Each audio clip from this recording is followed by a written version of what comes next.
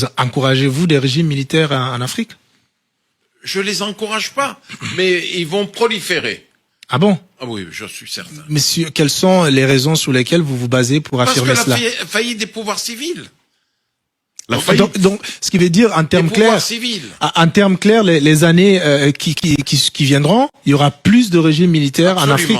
C'est mon pronostic. D'accord. Peut-être que je ne serai plus de ce monde, mais vous verrez des régimes militaires apparaître un peu partout en Afrique. Ouais. Regardez, en Guinée, vous êtes guinéen. Oui. Vous êtes guinéen.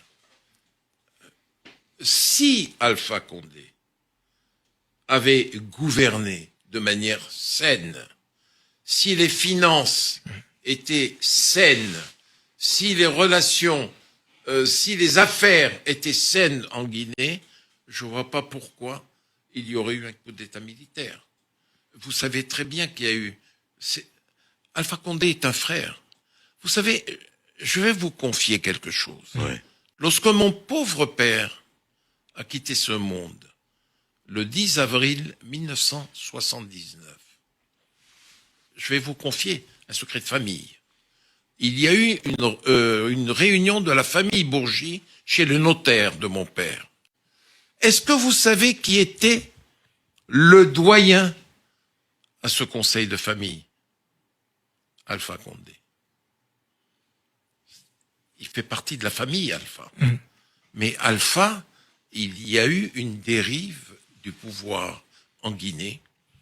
Il y a eu dans l'entourage d'Alpha, dans la famille d'Alpha, des dérives, des gens assoiffés d'argent qui ont fait des affaires au mépris des règles les plus élémentaires de la comptabilité publique.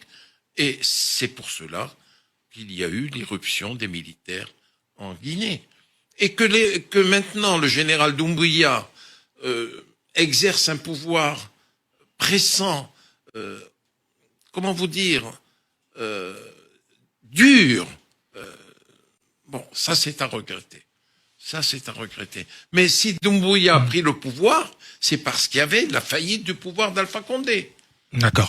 Et moi, j'ai toujours, en restant, en parlant de ces régimes militaires, nous avons aujourd'hui la création de l'AES, qui est aussi, disons, une coalition de 3 États aujourd'hui qui connaissent des présidents militaires, notamment le Niger, le Burkina et le Mali.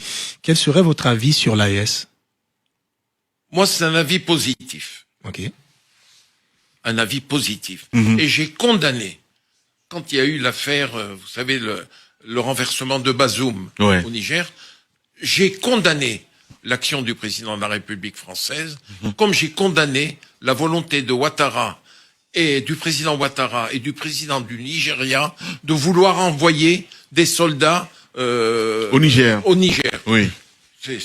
Et d'ailleurs, Macky Sall entendra l'émission, qu'il se rappelle que je suis intervenu dans la nuit auprès de Macky Sall pour lui dire Macky, ne sois pas solidaire de cette volonté d'Alassane Ouattara et